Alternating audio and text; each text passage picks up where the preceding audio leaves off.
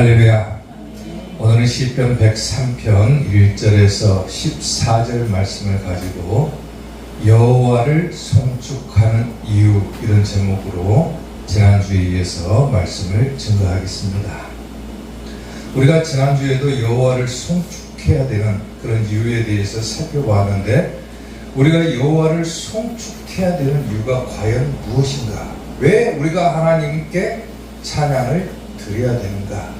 그 이유를 보면서 첫째가 우리의 모든 죄악을 사해 주시기 때문이고, 두 번째가 우리의 모든 병을 고쳐 주시기 때문이고, 세 번째가 우리의 생명을 파멸해서 속량하시기 때문이다. 그렇게 말씀을 드렸습니다. 그리고 우리가 속량함을 받을 수 있는 그 길은 유일하게 예수님밖에 없다라고 말씀을 드렸죠. 그래서 예수님을 통하지 않고서는 구원이 없다. 예수님을 통해서 우리가 속량함을 받아야지만이 우리가 구원을 이룰 수가 있다. 이렇게 말씀을 전했습니다. 그리고 지난주에 이어서 이제 두 번째로 여호와를 송축하는 이유가 무엇인가? 역시 같은 본문으로 말씀을 증거하는데, 계속해서 우리가 왜 하나님을 찬양해야 될 것인가? 그 이유를 두 번째로 살펴보고자 합니다. 자, 여호와를 송축하는 이유 첫째, 좋은 것으로 만족하게 해주시기 때문에 우리가 찬양을 드려야 된다는 겁니다. 오늘 보면 5절 말씀을 보면은 좋은 것으로 내 소원을 만족하게 하신다 그랬죠. 왜 하나님을 우리가 찬양해야 되는가? 왜 하나님께 송축을 드려야 되는가? 하나님께서는 항상 우리들에게 좋은 것으로 우리의 소원을 만족하게 해주신다 그랬어요. 여기서 좋은 것이라고 하는 것은 뭐냐면은 사람이 가지고 있는 모든 것 중에서 가장 아름다운 것, 가장 최선의 것을 말하는 거예요. 주로 성경에서 이 좋은 것이라고 하는 의미는 하나님의 은혜를 강조할 때, 하나님께서 베풀어 주시는 은택을 강조할 때 사용되는 용어이기도 합니다. 그래서 하나님께서 좋은 것 주신다, 하나님께서 은혜 주신다, 은혜 주신다. 좋은 것으로 내 소원을 만족하게 하신다 그랬는데, 내 소원이라고 하는 것은 다양한 의미로 해석이 되는데, 우리의 일생이 들어가기도 하고, 또 우리가 정말로 바라는 어떤 소원일 수도 있고, 또 우리가 가지고 있는 어떤 질병이라든가 사건이라든가 문제점이라든가 이런 것들도 있을 거라 그 말이에요. 여러 가지 의미로 다 해석이 되는데, 가장 중요한 것은 뭐냐면 하나님께서는 은혜를 주셔가지고 우리가 바라고 원하는 그 모든 것들을 뭐하게 해주신다는 겁니까? 만족하게 해주신다. 그러니까 정말로 우리가 만족함을 느낄 수 있는 방법이 뭐냐? 하나님의 은혜밖에 없다라는 거예요. 하나님의 은혜를 받지 않고서는 절대로 내 마음의 만족함이 들어설 수가 없다라는 거예요. 잠깐의 기쁨을 누릴 수가 있고 잠깐의 쾌락을 가질 수는 있지만은 정말로 만족함, 이걸 느끼기 위해서는 반드시 뭐가 돼야 되냐면 하나님께서 우리에게 은혜를 주셔야 된다는 겁니다. 그 은혜가 있어야 만족함을 느낍니다. 시편 104편 28절을 보면은 주께서 주신 즉 그들이 받으며 주께서 손을 펴신 즉 그들이 좋은 것으로 만족할 것이다 그러죠. 그리고 시편 110편 9절을 보게 되면은 조건이 있는데 무슨 조건이냐면 그가 사모하는 영혼에게 만족을 주신다 그랬어요. 이 말이 무슨 말입니까? 하나님의 은혜를 사모하는 자들, 하나님께서 하나님을 사모하는 영혼들에게는 하나님께서 반드시 만족을 주시고 주린 영혼에게는 좋은 것으로 채워주신다. 은혜를 사모하는 자들에게 주시겠다. 아무나 다 주는 것이 아니라, 물론 아무나 하나님께서는 다 은혜를 주시죠. 그래가지고 신학교에서는 뭐라 하면 일반 은총이라고 그러는데 특별 은총이라고 하는 것이 있어요. 그게 뭐냐면 그 특별 은총은 하나님을 사모하는 자에게 주신다고. 아멘. 아멘. 그 은혜를 받아야 내 영혼이 만족함을 얻는다고 합니다. 아멘.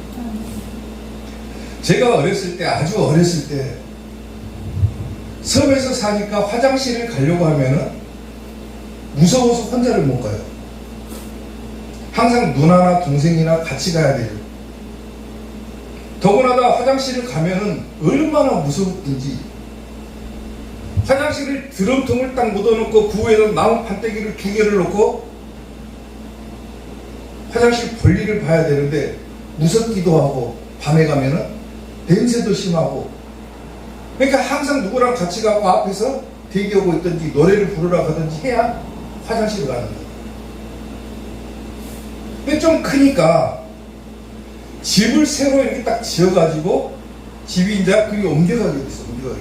건너편에다 집을 새로 지어갖고 화장실을 가서 보니까 뭐가 있냐면 생전 듣도 보도 못한 좌변기라고 하는 것이 있는 거예요. 좌변기라고 하는 것이. 그리고 앞으로는 여기서 화장실을 볼일을 봐야 된다 그러는 거예요. 오줌도 여기서 싸야 되고 똥도 여기서 싸야 되고 적응이 됩니까? 처음에는 도대체 어떻게 사람이 앉아갖고 똥을 쌀 수가 있지? 어떻게 앉아갖고 오줌을 쌀 수가 있지? 불편하기가 그지없는 거예요. 그게 별의별 방법을 다 씁니다. 똥 싸기 위해서는 뭐 하냐면 그 위에 올라가고 쪼그려 앉아갖고 싸기도 하고 그랬어요. 처음에 좌변기가 들어올 때 그랬어요. 근데 세월이 지나가지고 지금은 좌변기가 아니면 오히려 불편해가지고 화장실을 못 가는 거예요. 그런 시대가 됐잖아요. 간혹 휴게소 같은 데 가가지고 예전에는 지금도 있는가는 모르겠지만 간혹 휴게소 같은 데 가면 쪼그려 앉아가지고 볼일을 보는 화장실이 있다는 거예요. 근데 불편해가지고 다리에 막 쥐가 내리고 불편하기가 그지없는 거예요. 지금 예전에는 그 자세가 편했는데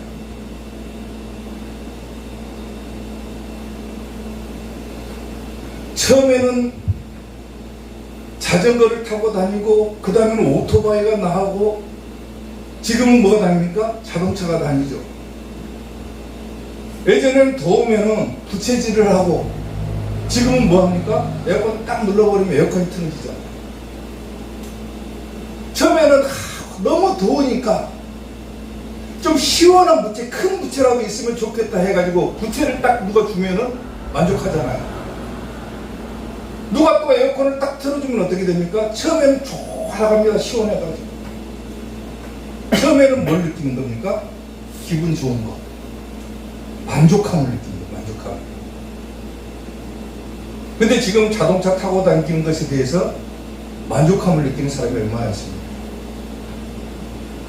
에어컨 틀어놓고 자는 것에 대해서 얼마나 만족하고 삽니까?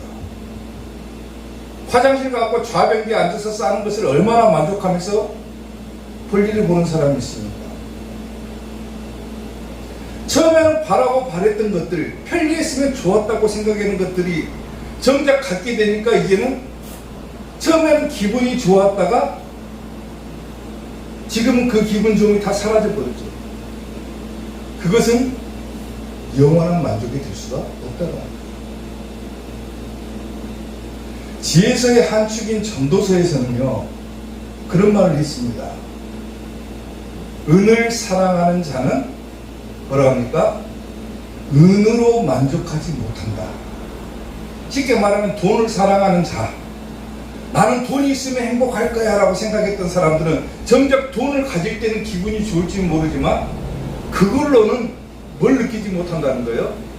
만족함을 느낄 수 없다. 또 풍요를 사랑하는 자는 소득으로 만족하지 않는다 그러죠.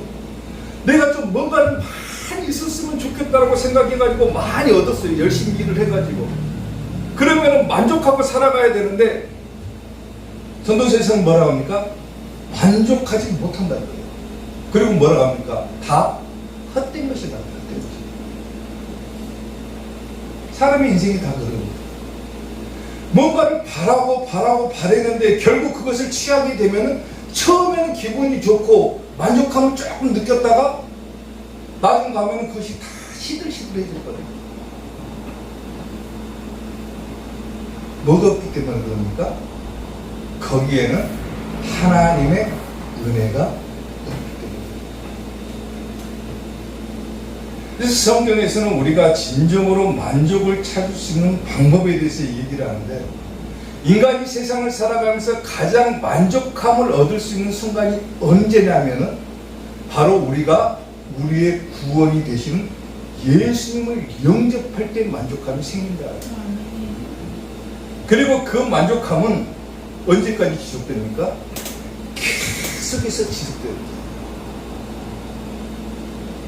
예수님이 나와 함께 계시고 내가 천국 가는 그날까지 뭘 사모하고 나갔기 때문에 그래요.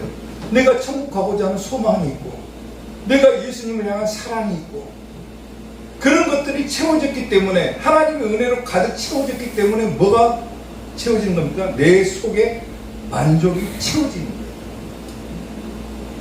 때로는 우리가 아무런 힘들어하게 아무런 느낌이 없이 그렇게 신앙생활 할 때도 있겠지만 매 순간순간마다 주시는 그 하나님의 은혜를 깨닫게 될 때 뭐가 느껴집니까? 얼마나 만족함이 느껴집니까? 왜 우리가 하나님을 찬송하고 살아가야 되는가? 왜 하나님을 송축해야 되는가? 하나님께서는 오늘 말씀처럼 좋은 것으로 항상 아름답고 최선의 것으로 우리에게 좋은 것으로 채워주시기 때문에 만족함을 주시기 때문에 그렇기 때문에 우리가 하나님을 송축해야 된다는 겁니다. 사랑하는 성도 여러분, 항상 하나님은 여러분들에게 은혜를 주십니다. 그리고 여러분들의 소원을 이루어 줍니다. 만족하게 해주십니다. 그런 하나님께 우리가 올려드릴 것은 뭐가 없다는 거예요? 찬양입니다. 항상 여러분들에게 좋은 것으로 만족하게 하시는 하나님께 항상 하나님을 송축하는 성도들이 되시기를 주님의 이름으로 축원합니다. 여호와를 송축하는 이유 두 번째, 청춘을 독수리같이 새롭게 하시기 때문이다. 오늘 보면 5절 말씀을 보면 좋은 것으로 내 소원을 만족하게 하사 내 청춘을 독수리같이 새롭게 하신다. 그랬죠. 왜 하나님을 송축해야 되는가? 하나님께서는 나의 청춘을 독수리같이 새롭게 하시기 때문에. 저게 무슨 말입니까? 여기서 독수리 같다라고 하는 말은 뭐냐면 힘과 활력을 나타낸다는 겁니다. 성경에서 힘을 상징하는 거예요. 활력을 상징하는 거. 그러니까 하나님께서 독수리같이 하시겠다 그 말은 뭐냐면 하나님을 따르는 자들에게는 하나님께서 힘을 주시겠다고. 힘을 주신다고. 힘. 에너지를 주신다고 말해요. 에너지. 그리고 뭐하게 하신다고 합니까? 새롭게 하신다고. 새롭게 하신다. 여기서 새롭게 하신다라고 하는 것은 뭐냐면 수선한다. 다시 세운다 그 말이에요. 때로 우리가 절망하고 낭망하고 낙심하고 있을 때 하나님께서 뭘 주시는 거예요? 힘을 주시고 활력을 주셔가지고 다시 나를 일으켜 세워주신다고 말이에요. 아멘. 그렇기 때문에 우리가 하나님을 찬송하는 거예요. 때로는 인생을 살아가면서 실패할 때도 있고 좌절할 때도 있고 넘어질 때도 있고 매 순간순간 어려운 문제들이 다가올 때도 있지만 그때마다 하나님께서 뭘 주신다는 거예요? 힘을 주신다는 거예요. 힘을. 아멘. 그 힘을 주시는 하나님께 우리가 뭘 해야 된다는 겁니까? 하나님을 송축해야 된다는 겁니다. 이사야 40장 31절 보면은 유명한 말씀이죠. 오직 여호와를 앙망하는 자는 새 힘을 얻을 것이다. 아멘. 여호와를 앙망하는 자는 새 힘을 얻으리니 독수리가 날개치며 올라간 것 같고 다른 박질하여도 곤비하지 아니하겠고 걸어가도 피곤하지 아니하리로다.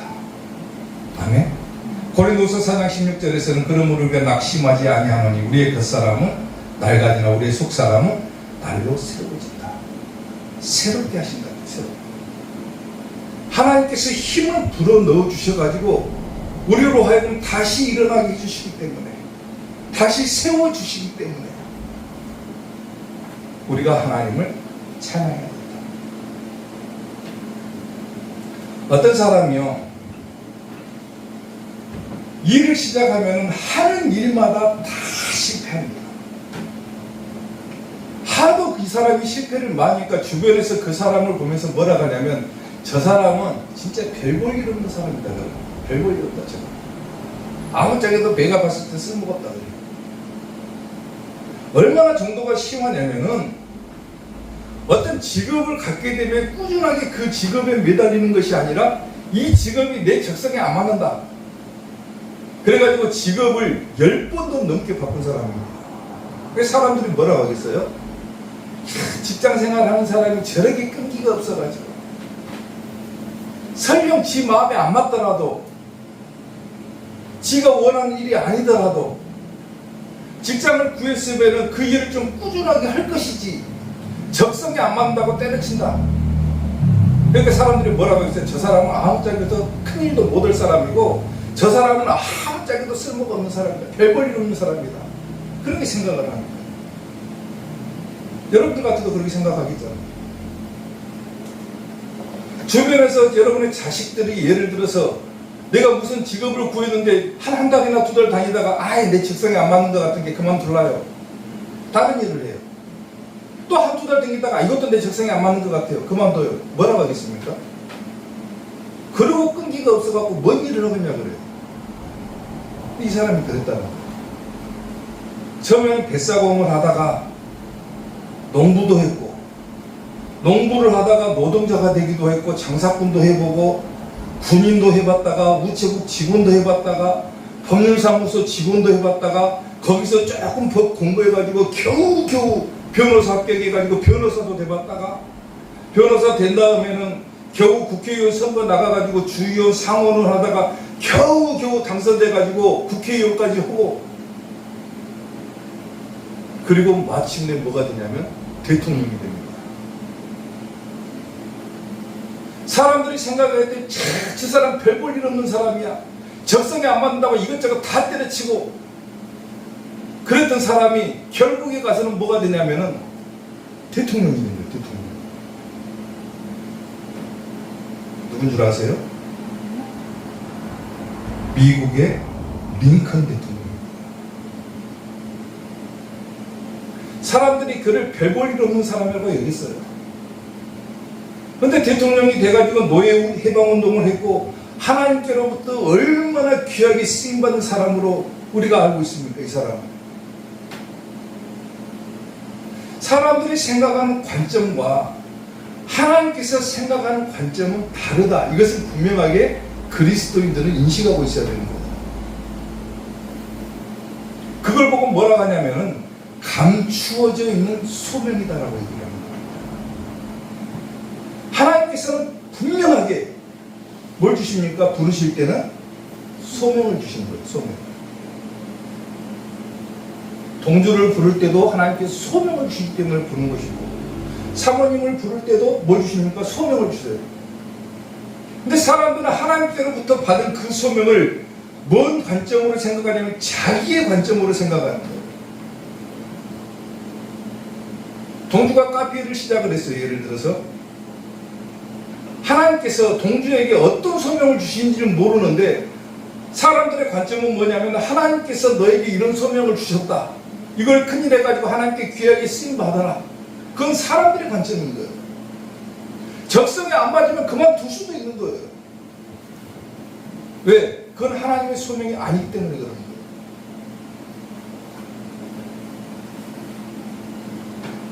지금은 우리가 왜 이 얘기를 하냐면 소명을 깨닫지 못했다고 할지라도 분명한 것은 뭐냐면 하나님께서 나를 부르신 이유가 있다는 거예요. 그걸 알고 있으라는 거예요. 그걸 알아야 돼요.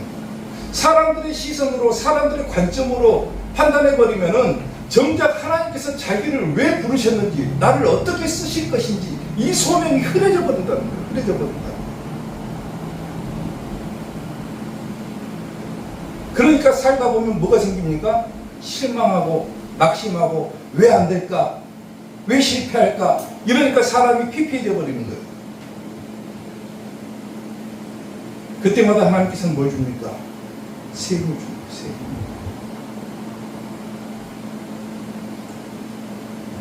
제가 목회를 한 15년 2009년도에 목장수를 받았으니까 목사로만 15년 16년 정도 했어요. 솔직히 하나님께서 목사로 부르신 것은 내가 알아요. 그 소명을 받고 목회를 시작을 했으니까. 근데 목회를 하면서 목사로서 내가 뭘 해야 되는가, 이 소명은 내가 분명하게 지금도 못 깨달아요. 솔직하게 말씀드리는 거예요. 사람들의 관점으로 저를 보면은 뭐라고 하냐면 목사도 아닌 거예요. 내가 생각해도 그러니까. 나같이 욕 잘하는 목사도 없고, 나같이 성질 더러운 목사도 없고, 어디 길거리 돌아다녀도 목사같이 댕기는 부분이라고는 하나도 없어요. 사람들의 관점으로 보면 뭐가 안 보입니까? 목사로서의 모습이 전혀 안 보이는 거예요. 근데 속으로 생각하는 건 뭐냐면, 하나님께서 분명히 나를 목사로 부르셨을 때는 나를 통해서 뭔가가 하실 것이 있기 때문에 부르셨지 않을까. 완전 정확하게 단정 지어서 말을 하지는 않지만은 그것을 어렴풋이나마 내가 깨닫고 추측할 수 있는 부분은 뭐냐면은, 하나님께서 이런 부분들을 하기 위해서 나를 부르셨구나 라고 하는 것을 깨닫기는 해요. 근데 정확하지는 않은 거예요. 왜? 하나님께서 정확하게 말씀하지 않으셨기 때문에.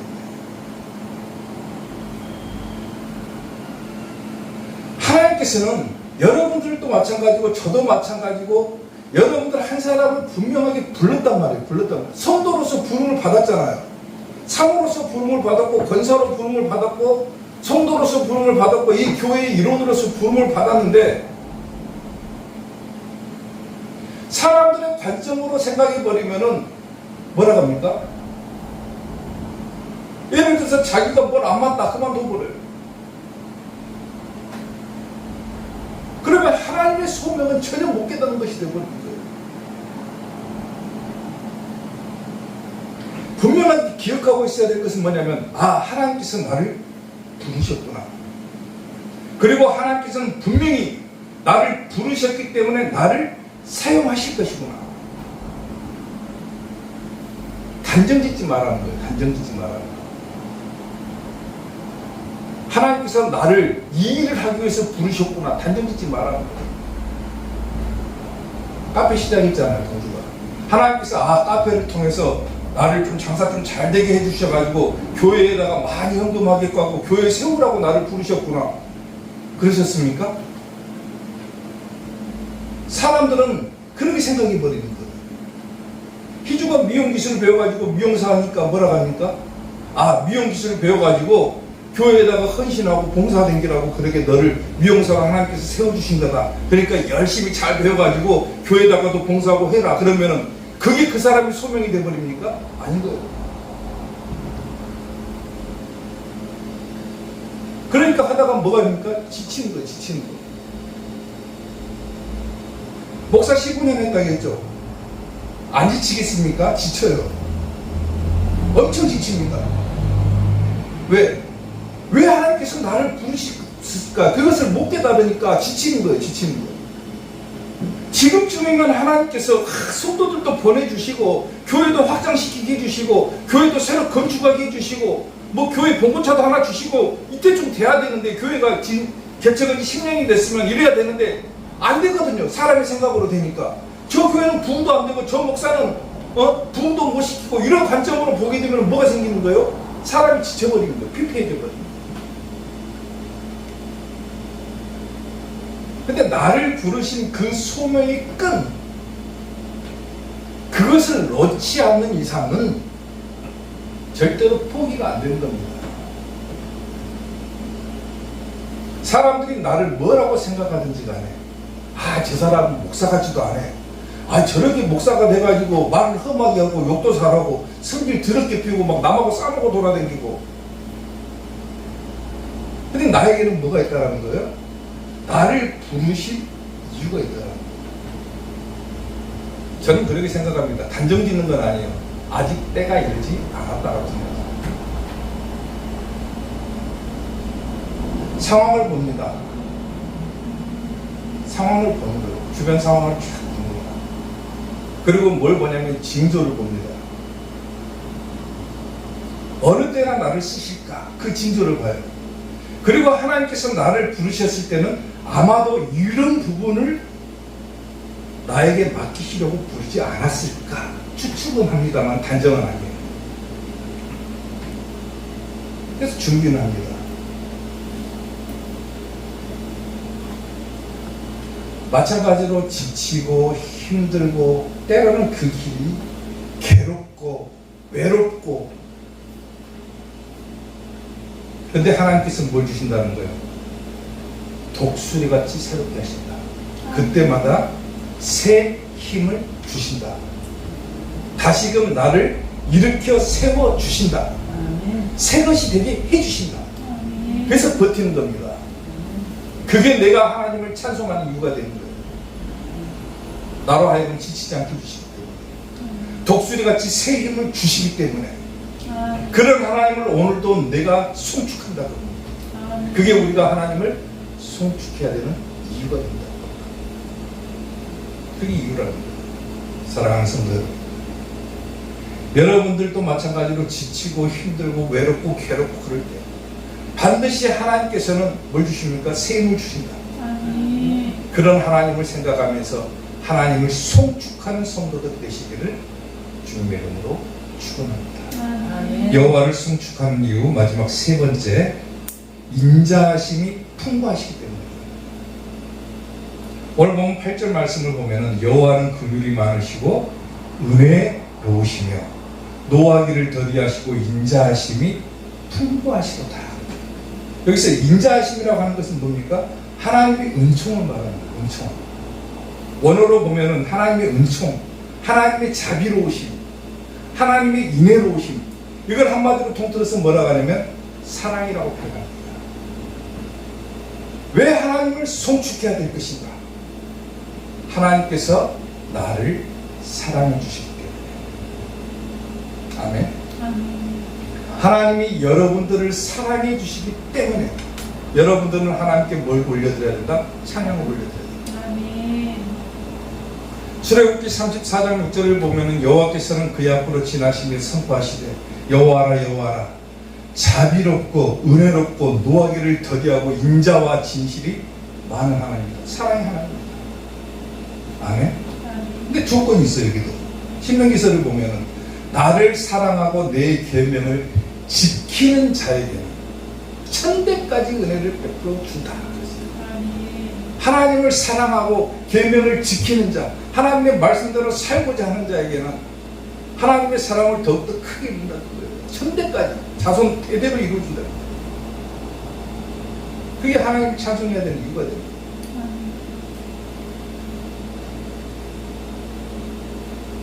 여러분들에게 하나님께서는 분명히 뭘 주셨습니까? 사랑을 주셨어요. 하나님의 사랑이 없다라면 여러분들은 뭐가 될 수가 없냐면 하나님의 자녀가 될 수가 없는 겁니다. 아멘.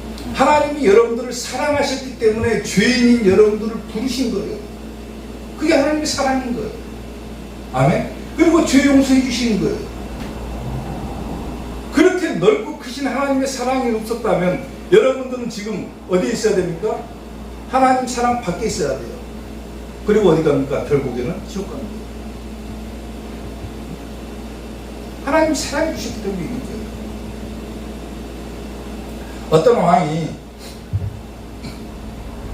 길을 가다가요, 다리 밑에서 구걸을 하고 있는 거지 한 명을 발견합니다. 어린아이가 거지꼴을 하고 구걸을 하는 거예요. 구걸을. 왕이 지나가다 보니까 너무 마음이 아프고 괴로운 거예요. 너무 불쌍해 보이는 거예요. 저 애기가 부모도 없이 혼자서 구걸을 하고 있는 그 애기가 너무 불쌍해 보여가지고 왕이 너무나 그래서 막 사랑이 넘쳐나니까 안 되겠다. 저 아기는 그냥 저렇게 두면 안 되겠다. 내가 데리고 가가지고 왕자로 삼아야 되겠다. 내 양자로 삼아가지고 왕자로 입직시켜야 되겠다. 그리고 그 거지 아이를 데리고 가지고 왕의 아들로 입직을 시켰습니다. 이게 뭐가 된 겁니까? 한순간에 거지에서 왕자가 된 거죠. 왕자가. 처음에는 이 거지가 궁궐 생활을 하는데 불편하게 이를 데가 없습니다. 어디 가려고 하면은 막 시녀들이 쫓아가지고 왕자님 어디 가세요? 화장실만 가려고 해도 왕자님 어디 가세요? 옷을 입으려고 해도 시녀들이 와가지고 왕자님 제가 입혀드릴게요 하고 하니까, 아니 거지로 살 때는 혼자 편하게 살았는데 왕자로 살라고 하니까 어떻게 됩니까? 더 불편한 것 같아. 생활이 막 구속을 받는 것 같아. 구속을. 사람들이 막 더 쳐다보는 것 같고, 거지로 살 때는 누가 거들떠 보지도 않았는데 왕자로 살려고 보니까 막 귀찮게 하는 거예요. 귀찮게 하는 거예요.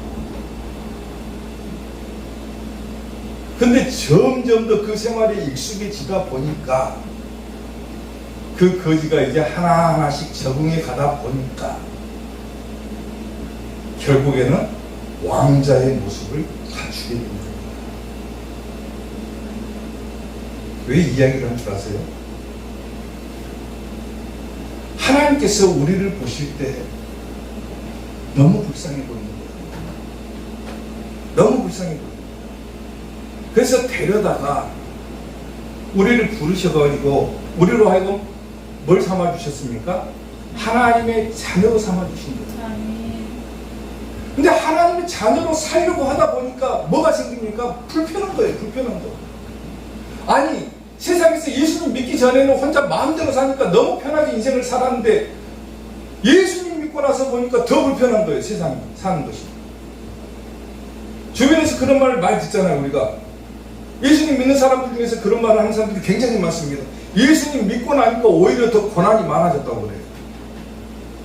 그전에는 그런 고난이 없었는데 예수님 믿고 난 이후에 고난이 갑자기 많이 생기고 시험도 많이 생기고 문제도 더 많이 생겼다고 그래요. 그리고 결국에는 적응하지 못하고 뭐합니까? 하나님 품을 떠나버려요. 근데 그 모습에 점점 적응해 가는 사람들, 아, 하나님께서 나를 사랑해 주셨기 때문에 나를 부르셨구나. 내가 하나님의 자녀답게 살아갈 수 있도록 내가 점점 적응해 나가게 될 때 우리는 무슨 신분이 되는 겁니까? 하나님의 자녀로서의 신분을 갖추게 되는 거예요.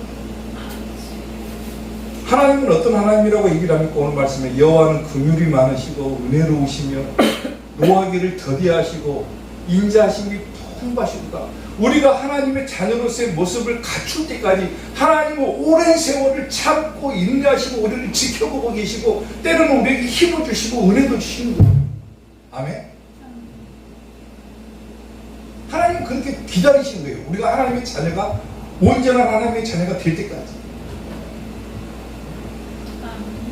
한 사람도 지옥 가지 않고 천국 가기를 하나님께서 바라시는 거예요. 그게 하나님의 사랑 아닙니까? 우리를 주시는. 그 사랑이 얼마나 크고 놀라운지 우리는 그 사랑하심에 힘입어서 뭐 해야 되는가? 하나님을 송축해야 된다는 거예요. 하나님은 나를 이토록 사랑해 주셨구나. 죄인이었던 나를 사랑해 주셨기 때문에 내가 하나님의 자녀가 될 수가 있었구나. 지옥 갈 인생이 하나님께서 불러주셨기 때문에 천국 갈 인생으로 바뀌었구나. 이게 우리가 하나님을 찬송해야 되는 이유입니다. 아멘.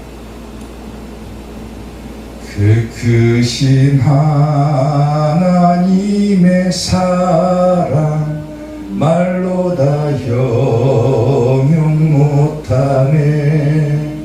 저 높고 높은 별을 넘어 이 낮고 낮은 땅 위에 죄범한 영혼 구하려 그 아들 보내사 화목제물 삼으시고 죄 용서하셨네. 하나님 크신 사랑은 증량 다 못하네. 영원히 변치 않는 사랑 성도여 찬양하세. 아멘. 우리가 하나님을 찬양해야 되는 이유입니다. 우리가 하나님을 송축해야 되는 이유, 하나님이 우리에게 사랑을 베풀어 주시기 때문에. 지난주에 이어서 2주간에 걸쳐서 우리가 왜 하나님을 찬송해야 될 것인가, 그 이유를 분명하게 말씀을 드렸습니다. 여러분들이 인생을 살아가면서 항상 잊어버리지 말고 하나님께서 나를 불러주신 것만 해도 감사한 것 아닙니까? 하나님을 항상 찬송하는 성도들이 되시기를 주님의 이름으로 축원합니다. 기도하겠습니다.